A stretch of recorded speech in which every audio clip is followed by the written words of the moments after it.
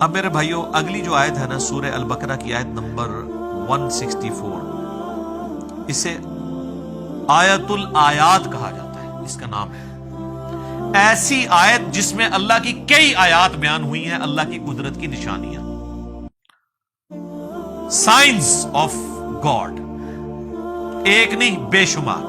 اور قرآن حکیم میں سورۃ البقرہ کی آیت نمبر 164 کے مقابلے پہ کوئی ایک آیت ایسی نہیں ہے جس میں صرف ایک آیت کے اندر اللہ تعالیٰ کی قدرت کے فزیکل فینومینا آف نیچر، جو اللہ تعالیٰ کے فینومینا بنائے ہوئے ہیں، وہ سارے کے سارے آلموسٹ بڑے بڑے فینومینا جو قرآن پاک میں سکیٹرڈ فارم میں ہیں، جن کو التذکیر بھی اعلیٰ اللہ کہا گیا ہے، وہ بیان ہوئے ہوں سوائے اس آیت کے۔ ان فی خلق السماوات والارض، بے شک آسمانوں اور زمین کی تخلیق میں، واختلاف اللیل والنہار، اور رات اور دن کے آنے جانے میں، والفلک التی تجری فی البحر، اور کشتیوں کے جہازوں کے سمندروں میں چلنے میں، بما ينفع الناس، جو کہ لوگوں کے نفع کے لیے چلتی ہیں، یعنی وہاں سے سی فوڈ جو ہے وہ شکار کیا جاتا ہے۔ وما انزل اللہ من السماء من ماء، اور اللہ تعالیٰ جو نازل فرماتا ہے آسمان سے پانی، فاحیا به الارض بعد موتها، اور پھر اس پانی کے ذریعے مردہ زمین کو زندہ کر دیتا ہے، یعنی سبزہ اگا دیتا ہے اس پانی کے ذریعے۔ وبث فيها من كل دابة، اور اللہ تعالیٰ نے جو زمین میں ہر طرح کے جانور پھیلا دیے ہیں۔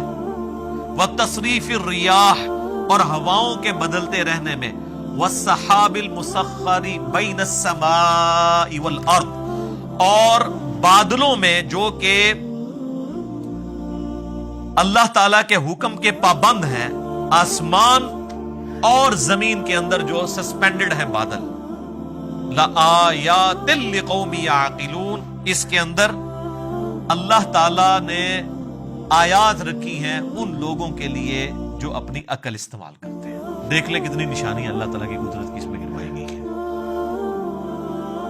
نمبر 1 آسمان اور زمین کی تخلیق، نمبر 2 رات اور دن کا آنا جانا، نمبر 3 جہازوں کا سمندروں میں چلنا اور اس کے ذریعے سی فوڈ کا حاصل کرنا، نمبر 4 آسمان سے پانی کا برسنا، نمبر 5 اس پانی کے برسنے سے زمین کو اللہ نے مردہ ہونے کے بعد دوبارہ سے زندہ کر لیا، نمبر 6 زمین میں ہر طرح کے جاندار پھیلا دیے، لو جی سب کچھ کور ہو گیا، نمبر 7 ہواؤں کے چلنے میں جو کہ بادلوں کو لے کے آتی ہیں، اور نمبر 8 بادلوں کا آسمان اور زمین کے درمیان جو ہے وہ سسپینڈڈ ہونا، جس کے ذریعے اللہ تعالیٰ بارش برساتا ہے۔ یہ سب کی سب اللہ تعالیٰ کی قدرت کی نشانی ہے، یعنی جس میں ذرا سی بھی عقل ہے اللہ تعالیٰ ہمارا ہے، وہ ان چیزوں کو دیکھ کے رزلٹ پہ پہنچ جائے گا کہ یہ کسی کے کرنے سے ہو رہا ہے۔ God is the only explanation of all the physical phenomena in this universe۔ اللہ ہی واحد وضاحت ہے اس کائنات میں ہونے والے ہر فزیکل فینومینا کی۔ تو اب جس اللہ کی یہ کوالٹیز ہیں اس کے مقابلے پہ اگر کسی اور کے ساتھ وہ چیزیں وابستہ کر دی جائیں تو اس سے بڑا کوئی جرم نہیں ہو سکتا، اور یہی اللہ اس چیز کا حقدار ہے کہ اس کے ساتھ شدید محبت کی جائے، دلی محبت آخری درجے کی، جو کسی اور مخلوق کے ساتھ نہیں ہو سکتی۔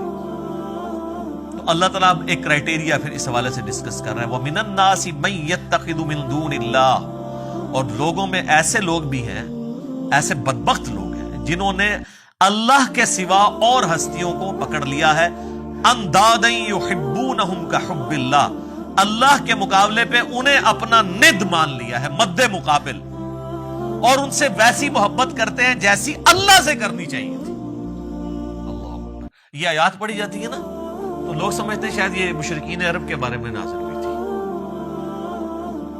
تو مشرکین عرب اگر اس جرم کے اوپر مجرم ہے اللہ کے حضور، تو آج بھی جو لوگ یہ کر رہے ہیں وہ بھی اسی طریقے سے مجرم ہے۔ اور آپ کو آج مسلمانوں میں اکثریت ایسے لوگوں کی نظر آئے گی جو اگر آپ ان سے حلفیہ بیان لیں تو وہ کبھی یہ نہیں کہیں گے کہ ہم اللہ سے بڑھ کے کسی سے محبت کرتے ہیں، لیکن ان کا ایٹیچیوڈ یہی ہے۔ وہ آپ کو کبھی شعر سنائیں گے، اللہ اللہ کیے جانے سے اللہ نہ ملے گا، اللہ والے ہیں جو اللہ سے ملا دیتے ہیں، اور اللہ والے ان کو کہہ رہے ہوتے ہیں جو اپنی عبادت کروا رہے ہوتے ہیں۔ اگر اللہ والے سے مراد یہ رسول اللہ کو، صحابہ اور اہل بیت کو لے تو ہم ان کے ساتھ ہیں، لیکن آپ کو پتہ ان کو نہیں لیتے کیونکہ وہ تو ولی نہیں تھے نا، ولی تو بعد میں ہوتے ہیں، وہ اللہ والے ان کو کہہ رہے ہوتے ہیں جن سے تجوید سے اگر آپ نماز سنیں تو نہیں سنا سکتے، اور ترجمہ تو بھول ہی جائیں کہ وہ سنا سکتے ہیں۔ ہاں وہ یہ کر سکتے ہیں کہ سجے پاسے اسلام پھیرے تھے سارے حافظ ہو گئے، کھبے پاسے پھیرے تھے سارے ناظرہ ہو گئے، وہ کہتے ہیں نا جی پیچھے نیت کی۔ تو میں کہتا ہوں جن بزرگوں کے بارے میں آپ کا ایک کلیم ہے نا، اگر آج بھی اس طرح کہتے ہیں نا جی دنیا اولیاء سے خالی نہیں ہے، آج بھی ان اولیاء کو لیں، وہ تجوید کے ساتھ آپ کو سنا نہیں سکتے، وہ آپ کو سنت اذکار نہیں بتا سکتے صبح و شام کے جو نبی علیہ السلام نے تعلیم فرمایا ہے۔ فرض نماز کے بعد کے آپ کو 2-3 اذکار بتائیں گے، 17 نہیں بتا سکتے، ان کی تربیت ہی وہ نہیں ہوئی بھی ہے۔ تو وہ ان ہستیوں کے بعد، حتیٰ کہ سورہ الزمر کے اندر جا کے آئے گا، سورۃ المومن کے اندر، کہ ان کے سامنے جب اکیلے اللہ کا ذکر کیا جاتا ہے تو ان کے دل گھٹنے شروع ہو جاتے ہیں، اور جب اللہ کے ساتھ اور ہستیوں کو شامل کیا جاتا ہے تو ان کے پھر دل پھیل جاتے ہیں۔ اور آپ یہ کر کے دیکھ لیں جناب، آپ اللہ کی توحید بیان، ہم تو کئی بار یہ تجربہ کر چکے ہیں، آپ اللہ کی توحید بیان کریں تو ان کو چڑ ہو جاتی ہے، وہ کہتے ہیں کو بزرگوں کا بھی ذکر کرو نا جی۔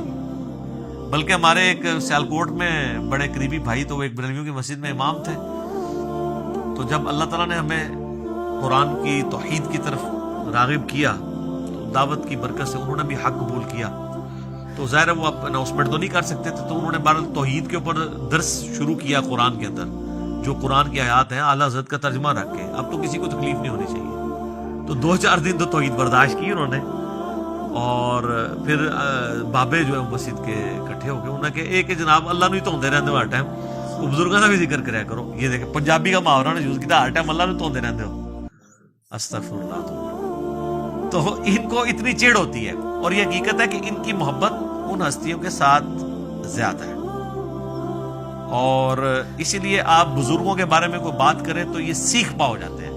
اللہ کے بارے میں کہتے ہیں جی اللہ کو تو پہلے ہی اتنے لوگ گالیاں نکال رہے ہیں، ایک اور نے نکال دی تو کیا ہو گیا؟ ہاں ظاہر ہے نکال رہے تو ہیں، حالانکہ یہ خود بھی نکالنے والوں میں شامل ہے جی۔ سورہ مریم میں آتا ہے کہ جو اللہ تعالیٰ کے لیے بیٹا تجویز کرتا ہے، یعنی شرک کرتا ہے، شرک کی کوئی بھی فارم، وہ اللہ کو ایسی بات کہہ رہا ہے، ایسی گالی دے رہا ہے کہ قریب ہے آسمان پھٹ پڑے اور زمین شک ہو جائے اور پہاڑ ریزہ ریزہ ہو جائے، ان دعوا للرحمن ولدا، کہ یہ رحمان کے لیے بیٹا تجویز کرتے ہیں۔ اگر زمین و آسمان اور پہاڑوں کے احساسات ہو نا اس طرح کے، تو یہ سارے ان پہ پھٹ پڑے، زمین ریزہ ریزہ ہو جائے، زمین یعنی پھٹ جائے اس خوف سے کہ یار میرے اوپر یہ لوگ اللہ کے ساتھ اور ہستیوں کو شریک ٹھہرائیں گے۔ اور نبی علیہ السلام کی آپ احتیاط دیکھیں، یہ جو ند لفظ ہے نا، اندادیں، سیم یہ الفاظ ہے۔ مسند امام احمد میں حدیث موجود ہے، الادب المفرد امام بخاری کی کتاب کے اندر یہ موجود ہے، ہم نے اپنے ریسرچ پیپر دعا صرف اللہ ہی سے اس میں بھی ڈالی ہوئی ہے۔ ایک صحابی نے نبی علیہ السلام کو آگے کہا، ما شاء اللہ و شئت یا رسول اللہ، اے اللہ کے رسول جو آپ چاہیں اور جو اللہ چاہے۔ تو آپ نے فرمایا اجعلتنی للہ ندا، یہ لفظ، کیا تو نے مجھے اللہ کے مد مقابل ٹھہرا لیا؟ اب وہ پاکستانی ہوتا نا تو کہتا نہیں یا رسول اللہ مد مقابل نہیں، میں نے آپ کو مستقل بذات نہیں مانا، غیر مستقل بذات، عطائی اور اللہ کے اذن سے مانتے ہوئے کہا ہے۔ لیکن اس ٹائم پہ یہ کہانیاں نہیں ہوتی تھی، صحابہ کرام تو بولے والے مسلمان تھے نا، یہ ساری شیطانیاں ان کو تو نہیں آتی تھی۔ تو آپ فرمایا قل بل ما شاء اللہ وحدہ، بلکہ کہہ جو اکیلا اللہ چاہے۔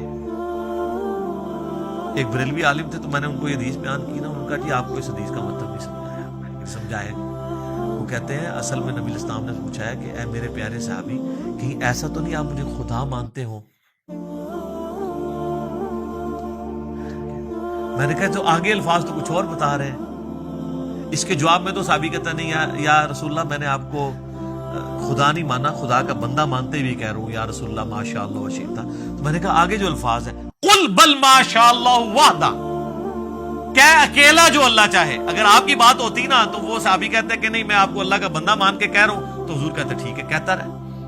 آپ تو بالکل الٹ بات کر رہے ہیں، نہیں مجھے نہیں شامل کرنا ذات، تکوینی امور میں نہیں کرنا، تقدیر سے جو ریلیٹڈ ہے۔ ہاں باقی دین کے معاملے میں تو بخاری مسلم میں کہ یہ حدیث ہے، جب نبی علیہ السلام سے پوچھا گیا کسی معاملے کا صحابہ کرام نے، اور صحابہ کرام سے آپ نے کاؤنٹر کوسچن کیا، ان کو نہیں معلوم ہوتا تو کہتے تھے واللہ ورسولہ عالم، اللہ اور اس کا رسول بہتر جانتے ہیں۔ وہ بالکل ٹھیک ہے، دین اللہ اور اس کے رسول سے ہی سیکھنا ہے۔ اور اسی کو سپورٹیو بخاری مسلم کی حدیث ہے کہ اللہ تعالیٰ عطا فرماتا ہے، میں تقسیم کرتا ہوں۔ وہ آدھی حدیث بیان کرتے ہیں، پوری حدیث اس طرح ہے کہ نبی صلی اللہ علیہ وآلہ وسلم فرمایا اللہ تعالیٰ جس کے ساتھ خیر اور بھلائی کا ارادہ فرماتا ہے اس سے دین کی فقہ عطا فرما دیتا ہے، اور اللہ دیتا ہے اور میں تو تقسیم کرنے والا ہوں۔ یعنی مجھے بھی جو دین اللہ نے میرے ساتھ بھلائی کا ارادہ کیا، مجھے دین کی سمجھ عطا فرمائی ہے، تو یہ اللہ نے عطا فرمائی ہے، میں تو صرف تقسیم کرنے والا ہوں۔ انما اس میں یعنی الفاظ جو ہے نا بخاری مسلم کی حدیث کے کہ واللہ یعطی وانما انا قاسم، اللہ دیتا ہے اور میں تو صرف تقسیم کرتا ہوں۔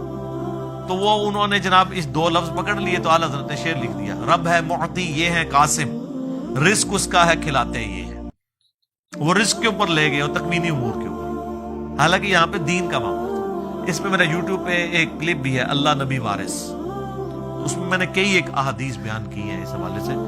یہ تو یعنی نہ ختم ہونے والی چیزیں، نبی علیہ السلام نے جتنی اس حوالے سے سختی فرمائی ہوئی ہے۔ وہ مسلم شریف کی جو حدیث بڑی مشہور ہے کتاب الجمعہ چیپٹر میں، ایک صحابی نے نبی علیہ السلام کے سامنے تقریر کرتے ہوئے کہہ دیا من یطع اللہ ورسولہ فقد رشد، جو کوئی اللہ اور اس کے رسول کی اطاعت کرے وہ کامیاب ہو گیا، ومن یعصہما، اور جو ان دونوں کی نافرمانی کرے فقد غوا، تو وہ بہک گیا، بے شک وہ بہک گیا۔ نبی علیہ السلام کو بڑا غصہ آیا، فرمایا بئس الخطیب انت، کتنا برا خطیب ہے تو نے یہ کیوں کہا جو ان دونوں کی نافرمانی کرے؟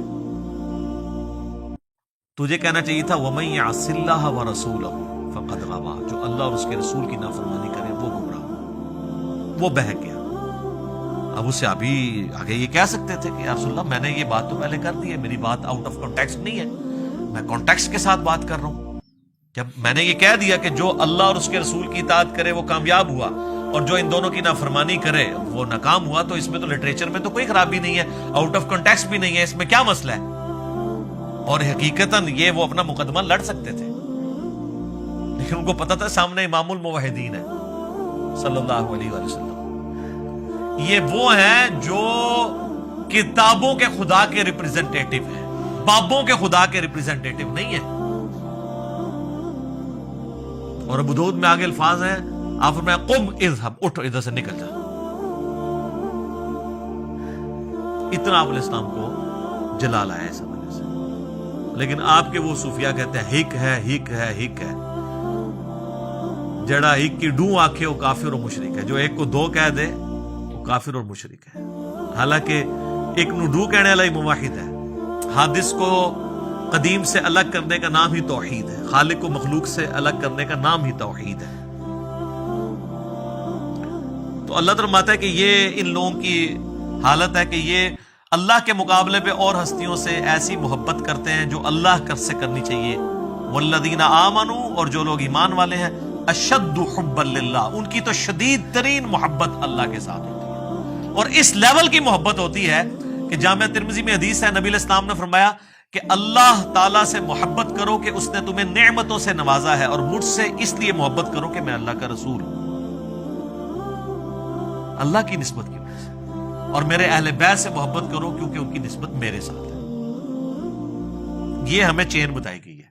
یہ کہتے ہیں جی وہ شیخ احمد سرندی جن کو مجدد الافسانی کہتے ہیں، وہ کہا کرتے تھے میں تو اللہ کو مانتا ہی اس لیے ہوں کہ وہ نبی کا رب ہے، حالانکہ قرآن میں بالکل اور بات ہے، یہ الٹ بات کی ہے۔ قرآن تو کہتا ہے لقد من اللہ علی المؤمنین اذ بعث فیہم رسولا، یہ اللہ کا احسان ہے کہ اس نے مومنین میں رسول کو بھیجا اپنی شناخت کے لیے۔ یہ الٹی گنگا لے کے چلتے ہیں، اور پھر ظاہر ہے یہ باتیں تو بکتی ہیں۔ پھر انبیاء کی شان میں غلو کرنا تو بکتا ہے نا جی، عیسائیت میں بکا ہوا ہے نا، آپ دیکھ لینا۔ تو اللہ تعالیٰ نے ایک مخلوق کا معاملہ ہی ایسا رکھا ہے کہ یہ اگر امتحان نہ ہو مخلوق کی کوالٹیز کا، تو اللہ کے ساتھ کوئی اور شریک ہی نہ ٹھہرایا جائے کسی کو، تو اسی لیے لوگ پھر شریک ٹھہراتے ہیں نا۔ اور نبی علیہ السلام کی پھر حدیث صحیح بخاری میں دیکھنا، میری شان کو اس طرح بلند نہ کرنا جس طرح نصارہ نے اپنے پیغمبر کو اتنا بلند کیا کہ ڈیوینٹی میں کلیم کر دیا، میں اللہ کا بندہ اور اس کا رسول ہوں، مجھے اللہ کا بندہ اور اس کا رسول ہی کہنا۔ یہ نبی علیہ السلام کس کو سنا رہے تھے؟ انہی کو سنا رہے تھے جنہوں نے کام ڈالنا تھا۔ جو آج تک ماننے کے لیے تیار نہیں ہے. تو اللہ بتا شدید ترین محبت اہل ایمان کی اللہ کے ساتھ ہوتی ہے. بخاری مسلم میں حدیث ہے اس نے ایمان کی علاوت چکھ لی جس کے لیے اللہ اور اس کا رسول ساری دنیا سے بڑھ کر محبوب ہو جائے. نمبر 1 یہ. نمبر 2 دوستی اور دشمنی کا معیار اللہ کی ذات. اور نمبر 3 کفر کی طرف لوٹایا جانا اس کے لیے اتنا ہی مشکل ہو جائے جتنا زندہ آگ میں جلنا. وہ جلنے کے لیے تیار ہو جائے لیکن کفر نہ اختیار کرے تو اسے ایمان کی مٹھاس مل جائے گی. اب اللہ تعالیٰ غصہ فرما رہے ہیں ان کے اوپر کہ جو لوگ اس طرح کی محبت رکھتے ہیں نا اللہ کے مقابل اور ہستیوں کے ساتھ.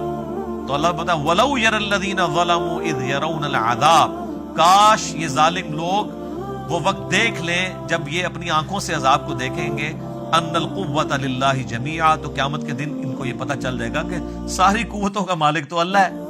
آپ بے شک کہتے رہے میں اس ٹائم تک جنت ہی نہیں بڑھنا جو تک سارے نہ لے جا. ہاں دوزخ میں کے لیے یہ شرط ہو سکتی ہے کہ جن کو میں نے گمراہ کیا جب تک میں دوزخ میں ان کو نہیں لے جاتا تو میں نے دوزخ میں جانا. یہ تو بات بالکل ٹھیک ہوگی. جنت اللہ کوئی نہیں پائی جی. بخاری مسلم میں حدیث ہے میری بیٹی فاطمہ اس بات پہ نہ اکڑنا کہ اللہ کے نبی کی بیٹی ہو, اگر اللہ نے پکڑ لیا تو میں اللہ کے حضور تیرے کچھ کام نہ ہوں گا. حضور نے اپنے چچا کو بھی کہا کہ عباس میرے چچا میرے مال سے جو لینا ہے لے لے, اے میری پھوپھی صفیہ میرے مال سے جو کچھ لینا ہے لے لے, اگر اللہ نے پکڑ لیا میں تیرے کچھ کام نہیں آؤں گا. وَأَنَّ اللَّهَ شَدِيدُ الْعَذَابِ, اور بے شک اللہ تعالی عذاب دینے میں بہت سخت ہے. تو یہ قیامت والے دن ہی پتہ چلے گا کہ اللہ تبارک و تعالیٰ اپنے معاملات میں کتنا سخت ہے. جب یہ عذاب دیکھیں گے تو ان کو خود پتہ چل جائے گا, اور اس وقت ان کی حال کیا ہوگی. ابھی تو یہ بابوں کے نعرے مار رہے ہیں نا, ادھر انہوں نے کہنا یا اللہ بابا نو پہلے جڑا نا چونک دوزخ. وہ کیسے اذ تبرأ الذین اتبعوا من الذین اتبعوا, جب بیزار ہو جائیں گے وہ لوگ جن کی تابعداری کی گئی ان سے جو تابعداری کرتے رہے. ظاہر ہے وہ بیچارے کیا کریں گے, ادھر تو دنیا میں لیڈر بنے ہوئے تھے, کہتے تھے ساڑھے مرید ہو جاؤ تو جنت میں لے جائیں گے. تو اللہ ہمارا یہ سارے جو بزرگ بابے ہیں نا وہ اپنے مریدوں کہیں گے بھائی اپنا اپنا پرچی نبھاؤ, سانو تو اپنی فکر پہ ہی ہے آج. جب وہ عذاب دیکھیں گے وَتَقَطَّعَتْ بِهِمُ الْأَسْبَابُ, ان کے سارے تعلقات آپس میں ٹوٹ جائیں گے. پیری مریدی ختم, بیعت ٹوٹ جائے گی, تجدید بیعت بھی نہیں ہو سکتی. وَقَالَ الَّذِينَ اتَّبَعُوا, تو پھر جب وہ یہ مرید یہ دیکھیں گے نا جو اتباع کرنے والے تھے وہ کہیں گے لَوْ أَنَّ لَنَا كَرَّةً, کاش ہم دنیا میں ایک دفعہ دوبارہ چلے جانا, پھر تو ہم پوچھ لیں گے تسی تاڑے نعرے مار کے تو چندے دے کے. فَنَتَبَرَّأَ مِنْهُمْ كَمَا تَبَرَّؤُوا مِنَّا, تو ہم بھی تم سے بیزاری دنیا میں ظاہر کریں گے جس طرح آج تم ہم سے بیزار ہو رہے ہو نا. اگر دنیا میں دوبارہ جانا نصیب ہو جائے نا تو ہم اب دنیا میں گئے نا تو ہم انجینئر صاحب کی ویڈیوز ہی دیکھا کریں گے. ظاہر ہے یہ نعرہ کون لگا رہا ہے کہ نہ میں وابی نہ میں بابی, میں ہوں مسلم علمی کتابی. بابوں سے لانے برات کون کروا رہا ہے؟ جو نبی علیہ السلام کی مبارک دعوت کو لے کے چل رہا ہے اور آپ سے ریکویسٹ کرتا ہے کہ مرنے سے پہلے اے مسلمان کر لے اس پہ غور, کتابوں کا خدا اور ہے بابوں کا خدا اور. اچھا وہ یہ کہیں گے یار یہ تو کافروں کے بارے میں آیات ہے. ان سے صرف ایک معصومانہ سوال کریں کہ یہ بتائیے, ہم لوگوں سے یہ کرتے تھے کہ یہ بتائیں کہ یہ جو آیات ہے اس میں غلام احمد قادیانی فال کرے گا کہ نہیں, کہ جو قادیانی ہے وہ قیامت والے دن جب غلام احمد قادیانی کہے گا آج تو میں خود عذاب میں جا رہا ہوں میں تمہارا کیا کروں, تو قادیانی یہ کہیں گے کہ کاش ہم دنیا میں چلے جائیں تو ہم بھی تجھ سے لانے میں. کہتے ہیں بالکل کریں گے. تو ہم کہتے ہیں غلام احمد قادیانی تو قرآن کے نزول کے 1300 سال بعد آیا ہے, تو اس میں تو نہیں ذکر, یہ تو مشرکین عرب کے بارے میں آیات ہے. تو کہیں گے نہیں مسئلہ یہ ہے کہ جو بھی کرے گا تو آڑے نہیں کرتے. ہم کوئی بات کر دیں کہ اللہ کے فضل سے ہم نے یہ بات سمجھائی ہے بڑے اعتماد کے ساتھ, کہتے ہیں میں کرتا ہے وہ آپ کے, تو میں کہتے ہیں کہ سارے اولیاء کی گردن پہ میرا پاؤں, آپ کہتے ہیں سبحان اللہ, حالانکہ آپ کہتے ہیں جی لعنت اللہ. کبھی ابو بکر صدیق نے کہا سارے صحابہ کی گردن پہ میرا پاؤں ہے. اتنے متکبرانہ جملے کے اوپر سبحان اللہ کہنا چاہیے. شیخ عبد القادر جیلانی کی طرف جھوٹ منسوب ہے, ہم نہیں کہتے انہوں نے کہا ہوگا. اگر انہوں نے کہا تو وہ پھر اولیاء اللہ نہیں ہوں گے, اور اگر اولیاء اللہ میں سے ہیں تو وہ اتنے تکبر کے ساتھ نہیں بول سکتے. تو وہ کہیں گے آج ہم دنیا میں اگر کاش ہمیں واپس اللہ بھیج دینا ہم بھی اس طرح تبرہ کریں گے. یہ تبرہ لفظ سے نا اعلان برات, ٹھیک ہے جی, تبرہ کریں گے. جس طرح آج تم کر رہے ہو. کذالک یریہم اللہ اعمالہم حسرات، یوں ہی اللہ تعالیٰ ان کے برے اعمال ان کے سامنے کر دے گا اس حال میں کہ وہ پشیمانی میں ہوں گے. علیہم ان کے لیے، وما ہم بخارجین من النار، والعیاذ باللہ تعالی، اور وہ کسی صورت آگ سے نکل نہیں پائیں گے. اللہم اجرنا من النار، اللہم انی اعوذ بک من عذاب جہنم ومن عذاب القبر ومن فتنة المحیا والممات من شر فتنة المسیح الدجال ربنا اصرف عنا عذاب جہنم ان عذابها کان غراما. آمین. تو یہ دیکھ لیں، یہ آخرت میں یہ کچھ ہونا ہے. تو دنیا میں اگر کسی کو پتہ چل جاتا ہے، سورہ الاحزاب پڑھ کے دیکھ لیں، وہاں پہ وہ کہیں گے کہ ہمارے بزرگوں کو دگنا عذاب دے اللہ، جن کی وجہ سے ہم گمراہ ہوئے. بالکل آخری رکوع میں. تو آپ یہ قادیانیوں کی تو میں نے بس مثال دی ہے، آپ دیوبندیوں سے اگر پوچھ لیں کہ یہ احمد صاحب بریلوی صاحب کے ماننے والے ان کے بارے میں یہی کہیں گے، بالکل کہیں گے. اور بریلویوں سے پوچھیں کہ اشرف تھانوی صاحب کے ماننے والے قیامت دن یہی کہیں گے، بالکل کہیں گے. تو یہ تو اجماع ہی ہوا ہوا ہے اس کے اوپر بزرگوں سے تبرہ کرنے پہ. تے اے تبرے جڑے نا بزرگوں سے کرو جے کرنے جے اعلان برات، اس سے پہلے کہ وہ آپ سے اعلان برات کریں. اور دیکھیں اللہ تعالیٰ کتنا شفیق ہے، اس نے قیامت کی جو وہ ویڈیو تھی نا پہلے ہی چلا دی ہے، تاکہ وہاں جا کے آپ کو شرمندگی جو ہونی ہے نا پہلے ہی پتہ چل جائے، اور آپ مرنے سے پہلے غور کر لیں. کیا کہ مرنے سے پہلے اے مسلمان کر لے اس پہ غور. کتابوں کا خدا اور ہے، بابوں کا خدا اور یقین جان ایک دفعہ بھی زندگی میں تو نے غور کیا نا، تیرے اندر سے آواز نکلے گی کیا کہ نہ میں وہابی نہ میں بابی، میں ہوں مسلم علمی کتابی. دیکھ لو بابیاں نو کیسے رگڑا لگ رہا ہے. ٹھیک ہو گیا. بے شک بابا بچاؤ مہم کرے، بابے تے اللہ تعالیٰ نے پہلے ہی ختم کرتے ہیں. اللہ تعالیٰ سے دعا ہے جو حق بات میں نے کہی ہمارے دلوں میں راسخ فرمائے. اگر جس بات میں میرے منہ سے غلط بات نکل گئی، اللہ تعالیٰ ہمارے دلوں سے معاف کر کے اسے معاف بھی فرما دے. سبحانک اللہم وبحمدک اشہد ان لا الہ الا انت استغفرک واتوب الیک وما علینا الا البلاغ المبین.